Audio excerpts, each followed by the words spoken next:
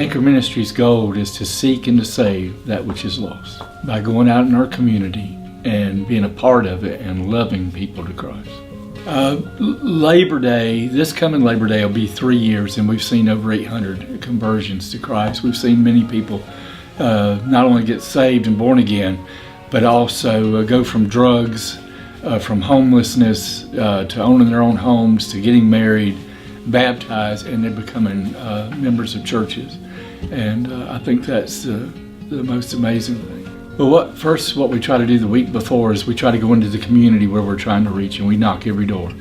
And we try to get them to come, and also we try to bring churches across denominational lines together to work together. When I think back to the first weekend that we set up a tent behind Efficiency Lodge, I think about I was so touched by Ashley, a young girl, 10 years old, when an invitation was given, came to me, and we prayed and we talked, and then she made the courageous decision to come to Christ as a 10-year-old, living with her drug-addicted grandmother, 2 brothers, and her mother and her mother's boyfriend in one of the suites there.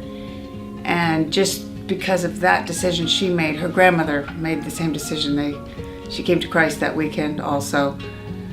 Over time, we've seen their home be restored to them, and it's just one of the many miracles. So to me, the kids are really at the heart of it. The first event that I went to, I'll be honest, I was a little skeptical.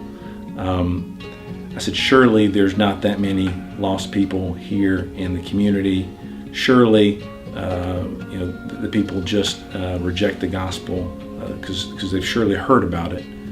But when I went to the first event under the bridge, and I saw, 200 plus people, listening to gospel music, fellowshipping. I told my kids, well, just sit down, listen to the music, get something to eat. And we had the evangelist speak, and he gave a gospel message and an invitation.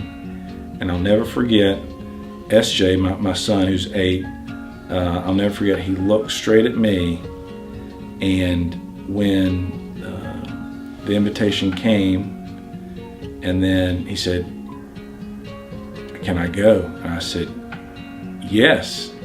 So he went up front, and in that moment, when we had 50 plus people who had made a decision for Christ that night under the bridge, to me it was a picture of the kingdom of heaven. It was black, white, Hispanic, men, women, adults, children, but every single one of them stood up front, and my son was among them, saying that he was giving his life to Jesus.